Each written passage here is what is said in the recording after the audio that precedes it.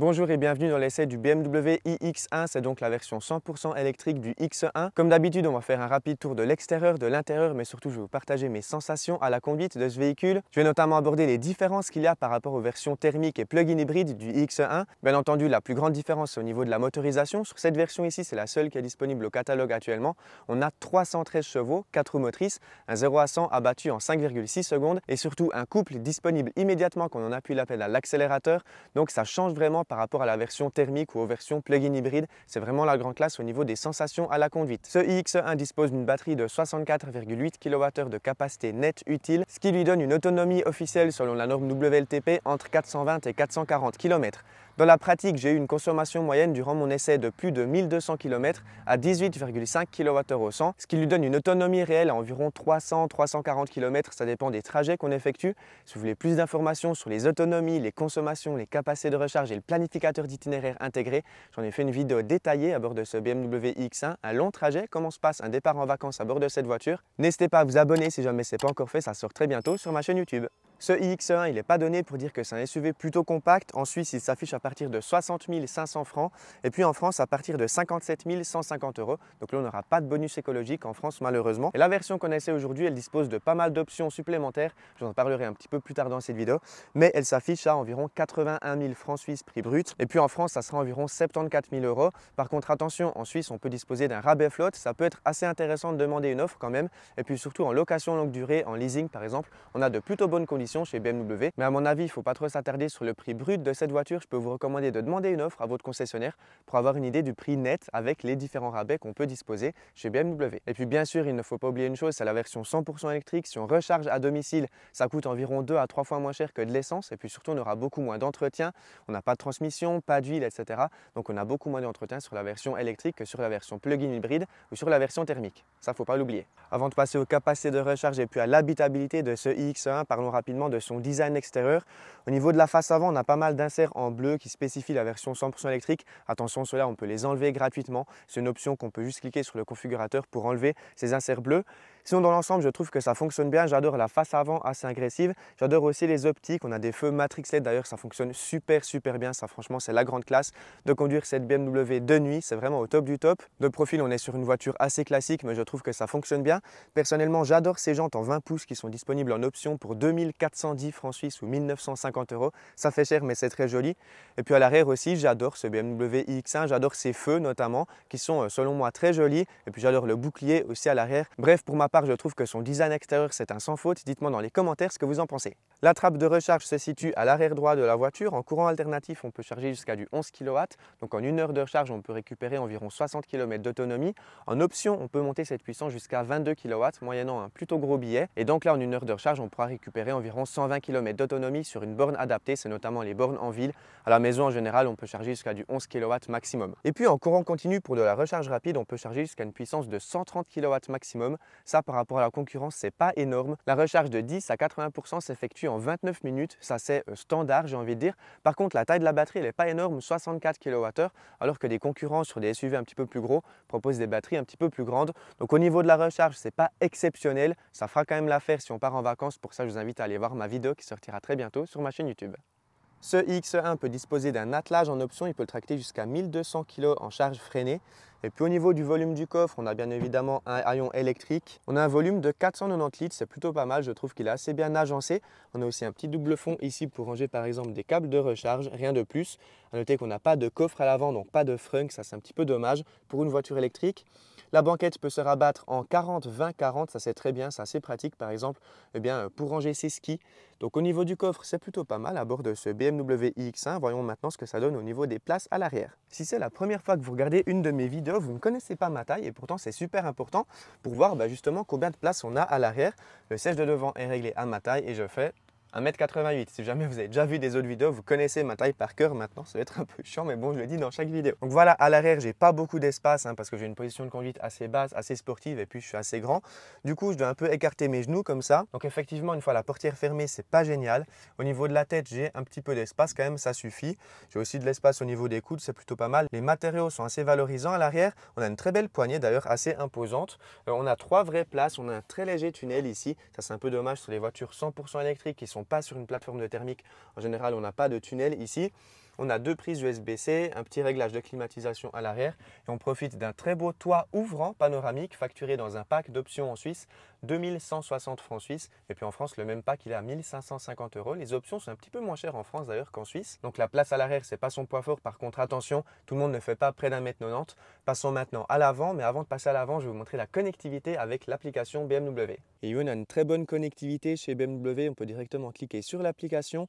On voit le statut du véhicule, ça se rafraîchit assez rapidement. Donc là, on voit le pourcentage de batterie, l'autonomie estimée. On peut activer par exemple la climatisation à distance, ça c'est plutôt pas mal. On peut ouvrir et fermer la voiture à distance et puis surtout on a la clé directement dans l'Apple Wallet ou bien même dans l'Apple Watch, ça c'est plutôt pas mal. On peut se passer de la clé physique.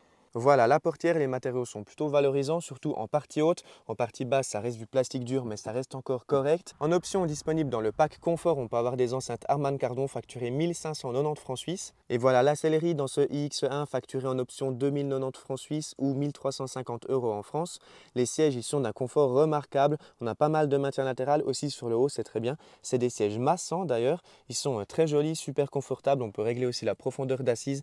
Donc ça, c'est super sympa. Ça a son prix, mais par contre, ça fait vraiment la différence. Ces sièges sont juste magnifiques et super confortables. Je vais m'installer directement pour vous présenter la planche de bord. Les rangements sont peu nombreux dans ce iX1. Au niveau de la porte, ça reste correct, mais on ne peut pas ranger des bouteilles plus grandes que 1 litre. La console centrale ne dispose pas d'un rangement fermé. On a tous les rangements qui sont disponibles juste ici en dessous, avec le sélecteur de vitesse juste ici à portée de main, deux porte-gobelets, un pad de chargement sans fil pour téléphone. La boîte à gants est d'une capacité plutôt correcte. Et puis moi j'adore le toit ouvrant panoramique qu'on ouvre juste ici. C'est super, il est génial, il est magnifique. Par contre, effectivement, il a son prix. Contrairement à d'autres véhicules électriques qui s'allument automatiquement une fois qu'on est à l'intérieur, ici il faut quand même presser la pédale de frein et appuyer le bouton Start and Stop. Cet X1 dispose d'une plutôt bonne connectivité avec une double dalle, c'est assez sympa, la qualité est géniale. On peut personnaliser pas mal de choses ici derrière le volant, le contenu, on peut mettre pas mal de choses, on peut personnaliser aussi le design, j'en ai parlé dans d'autres vidéos de BMW, ça reste similaire aux autres BMW mais c'est très bien.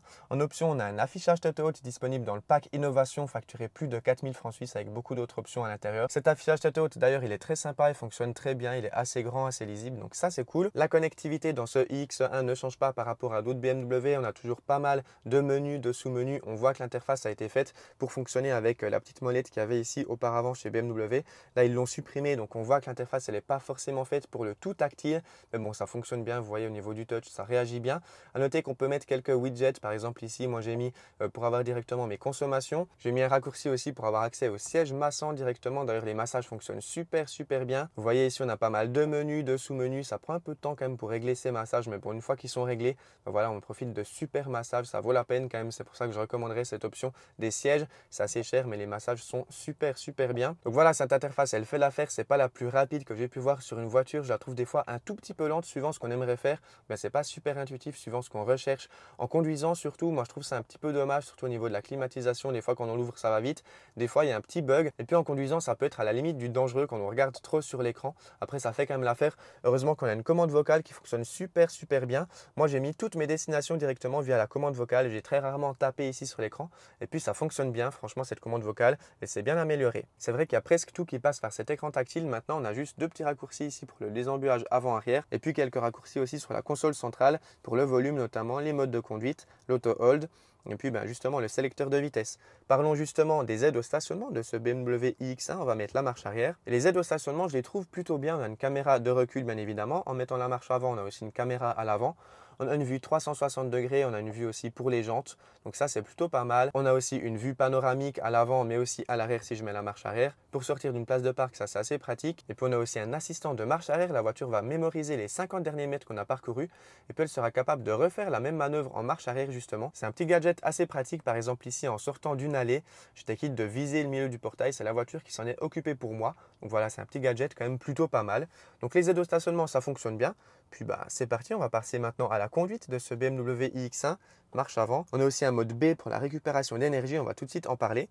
C'est parti! Et c'est parti au volant de ce BMW iX1. Premièrement, ce qu'on remarque, c'est son silence de fonctionnement. Ça change vraiment par rapport à la version thermique. À l'extérieur, on a un petit bruit artificiel qui est plutôt sympa, qui est assez léger. Moi, j'aime bien.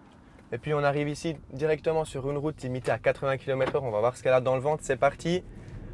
On a un couple disponible immédiatement, donc ça change vraiment par rapport à la version thermique et à la version plug-in hybride. On a vraiment énormément de puissance à bord de ce BMW iX1. Si on a une conduite un petit peu plus sportive, il est assez cru à la route quand même malgré son poids, il fait plus de 2 tonnes. mais franchement on a un centre de gravité très bas et puis on peut quand même se faire plaisir un peu au volant de ce BMW iX1. Franchement c'est plutôt pas mal, c'est assez sympa à la conduite sur route comme ça. Alors certes ça vaut pas une berline électrique comme une i4 par exemple que j'ai aussi testé sur ma chaîne YouTube, mais pour un SUV compact je trouve ça tout à fait raisonnable au niveau de la conduite un petit peu plus sportive. Ici pour s'insérer aussi c'est génial, on a énormément de puissance, c'est au top. Et puis on a une accélération très linéaire, donc ça c'est génial. Pour dépasser aussi, hop, c'est parfait. Et puis sur route, comme ça, la voiture est très confortable, très silencieuse aussi, même sur autoroute. Au niveau de l'acoustique, c'est très bon. Donc bref, c'est la classe de voyager sur route à bord de ce iX1. Les bosses sont très bien amortis aussi, on a de très bonnes suspensions qui font très bien leur travail. Donc au niveau de la conduite sur route, franchement c'est un sans faute à bord de ce iX1. Alors bien évidemment ce n'est pas une voiture ultra sportive mais ça reste très correct pour un SUV compact. Donc on peut se faire plaisir de temps en temps à bord de ce iX1, c'est plutôt pas mal. Si on recherche une voiture beaucoup plus sportive, il faudra se tourner plutôt vers une i4 qui est le gros kiff. J'ai testé la i4 M50 sur ma chaîne YouTube, c'était juste génial. Mais bon, pour un SUV compact, ce iX1 il se débrouille très bien en conduite un petit peu plus dynamique. Et puis on va parler maintenant de la récupération d'énergie. On a le mode B ici, le mode break, pour justement activer la pleine récupération d'énergie. C'est quoi la récupération? Quand on va lâcher la pédale de droite, la voiture va décélérer et donc régénérer l'énergie dans sa batterie. On peut avoir une conduite à une seule pédale en somme. Par contre, j'ai un petit bémol à bord de ce iX1. C'est au niveau de la puissance de récupération à plus haute vitesse. La puissance est très bonne jusqu'à 50-60 km/h, mais dès qu'on est à 80 ou même 100-120 km/h, je trouve la puissance de récupération un petit peu faible par rapport à d'autres concurrents. Par exemple, ici, je suis à 80 en descente, je descends un col, je vais relâcher totalement la pédale de droite. La voiture décélère quand même bien, mais ce n'est pas exceptionnel. Là, je suis seulement à 70, là 60 et maintenant la puissance arrive vraiment fortement. Et là, elle freine carrément en fait. Là, je suis plus qu'à 30, 20, elle va s'arrêter jusqu'à l'arrêt complet. Donc la récupération est très bonne à basse vitesse, ça sera génial en ville. Par contre, sur route ou sur autoroute, j'aurais préféré que la récupération soit un tout petit peu plus forte. Après, ça reste un détail, on peut de toute manière presser la pédale de frein. D'ailleurs, le feeling sous la pédale de frein, il est très bon. Les freins ont beaucoup de mordants. Donc voilà, c'est pas un trop gros défaut non plus. La récupération, ça reste un large avantage par rapport aux versions thermiques de ce X1 et même par rapport à la version plug-in hybride. La récupération sur la version 100% électrique est quand même plus forte que sur la version plug-in hybride. Et c'est parti, on va essayer de faire un parquage automatique à bord de ce iX1. Ici, il y a une place assez serrée. Hop, on va voir. Je vais mettre la marche arrière et la voiture, normalement, elle a trouvé la place. C'est parti. Alors, elle braque à fond. Je ne touche à rien, ni aux pédales, ni au volant. Je contrôle quand même que la voiture fasse tout juste. Elle va assez vite. Voilà. Hop. Oula, elle tourne à fond là. Alors la place, elle est quand même plutôt étroite, franchement, ça va. J'ai trouvé une belle place, un bel essai ici. Alors je laisse la voiture faire. Hop. Bon, sous. Ouais. Ok. Elle avance encore un peu. Bon, voilà, c'est bluffant. Franchement, ça fonctionne super bien. À droite, je suis sur la ligne. À gauche, sur la ligne aussi. Pile au milieu des deux voitures. C'est génial. Franchement, ce système de parquage automatique, ça fonctionne super bien. J'ai essayé ça à plusieurs reprises à bord de ce X1. Jamais elle m'a déçu. Franchement, c'est au top. Maintenant, je peux mettre démarrer, sortie de stationnement. Actionner la pédale de frein. C'est parti. Et puis, elle va aussi sortir de la place toute seule. Donc ça, c'est pas mal. Il faut avoir confiance quand même dans le système. Là, elle se rapproche assez proche de la voiture. Mais bon, il y a encore un peu de marge. Et voilà, opération terminée. Je reprends le volant. Je fais mes contrôles, devant ça passe, c'est parfait. Donc voilà, franchement au top. Les aides au stationnement à bord de ce iX1. Et je me remets en mode D, il y a un stop ici. Alors la voiture m'avertit qu'il y a un stop, je lâche totalement, la voiture va jusqu'à l'arrêt complet.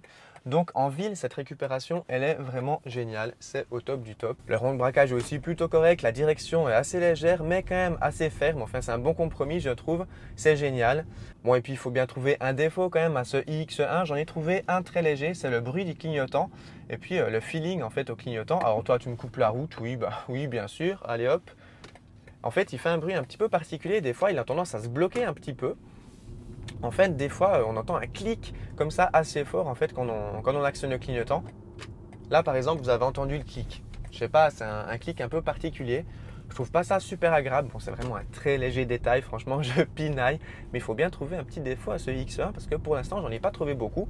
Donc, voilà, au niveau du bruit du clignotant, voilà, il fait un petit clic. Ça fait un petit bruit quand même pas super agréable. Pour entrer sur autoroute, je vais mettre directement en mode sport. On a le bouton ici My Modes. Je me mets en sport. Et c'est parti, on a la direction qui devient un tout petit peu plus ferme. On a un feeling un petit peu plus sportif sous la pédale de droite. On aura quelqu'un devant, je vais m'arrêter un peu ici. On va faire un petit 20 à 120, c'est parti. Ouf. À des bonnes reprises à 20 km/h, je suis déjà à 100 et 120. Donc voilà, franchement, c'est au top. On ressent le 4 roues motrices, on ressent la puissance qui est répartie sur les 4 roues. Donc c'est vraiment pas mal au niveau de la puissance de ce iX1, 313 chevaux. Alors c'est pas foudroyant non plus. Alors là, j'ai eu quand même un petit coup dans le siège, mais les reprises, si là je suis à 110, je mets le pied dedans, je suis à 120. Alors c'est pas exceptionnel par rapport à d'autres voitures électriques, mais ça reste excellent par rapport à la version thermique de ce iX1. Et puis même par rapport à d'autres voitures électriques, il se débrouille plutôt bien. Ce iX1 dispose en option d'un pack de conduite semi-autonome. Pour l'activer, on presse le petit bouton sur le volant. Je peux me mettre directement à 120 et puis la voiture peut aussi faire des dépassements automatiques, ça c'est très bien. Donc là, elle va déjà rester dans sa voie, hein, la voiture conduit toute seule. Et là, si je mets mon clignotant, hop, la voiture va faire le dépassement gentiment, elle accélère, voilà, elle est assez dynamique. Et puis là, j'ai rien fait en fait, c'est la voiture qui a fait automatiquement le dépassement. Elle va se caler à 120 km/h. Et là, la voiture conduit toute seule. Par contre, il faut toujours garder les mains sur le volant. Ce n'est pas encore une conduite autonome, c'est une conduite semi-autonome. On est toujours responsable de la voiture. Mais sur les plus de 1000 km que j'ai fait à bord de ce iX1, sur les plus de 5000 km que j'ai fait en BMW, j'ai testé deux i4 et la iX aussi. Et bien, je dois dire que ce système de conduite semi-autonome, il fonctionne extrêmement bien. La voiture a fait très peu d'erreurs, voire pas du tout d'erreurs. Elle reste extrêmement bien dans sa ligne. Les dépassements automatiques, ça fonctionne bien même en virage. D'ailleurs, je vais faire une vidéo extrêmement détaillée sur ce système de conduite semi-autonome. Ça sortira bientôt sur ma chaîne YouTube. Là encore, si jamais vous n'êtes pas abonné, pensez à vous abonner. Et puis voilà, pour conclure cet essai sur autoroute, c'est la grande classe à bord de ce iX1, comme tout du BMW électrique que j'ai pu tester jusqu'à maintenant. Les aides à la conduite, ça fonctionne bien, l'acoustique est très bonne, plutôt maîtrisée. On a aussi une excellente visibilité à bord de ce iX1, un très gros rétroviseur central, de très gros rétroviseurs aussi latéraux. On a aussi un système d'avertisseur d'angle mort dans le rétroviseur. Enfin bon, bref, c'est génial. Franchement, faire de l'autoroute à bord de cette voiture, c'est au top. L'autonomie, par contre, à 130 km/h, elle sera assez limitée quand même. Puis il faudra compter environ 30 minutes de recharge tous les 200 km à peu près. Par contre, c'est le prix à payer pour avoir au quotidien une voiture extrêmement silencieuse, extrêmement dynamique et puis pas chère à l'utilisation si on peut charger à domicile. Et passons maintenant à la conclusion de cette vidéo. Pour conclure, à part son tarif qui est quand même assez élevé, son système d'infodivertissement qui pourrait être un petit peu plus rapide par moment, et puis la récupération d'énergie qui pourrait être un petit peu plus forte au-delà de 50 km/h, ce BMW iX1, il est très convaincant. Il est très joli, il a une bonne habitabilité, une bonne connectivité avec les clés sur le téléphone par exemple. Il dispose d'excellentes aides à la conduite, il a de très bons équipements avec des feux Matrix LED, le toit ouvrant panoramique, l'affichage tête haute.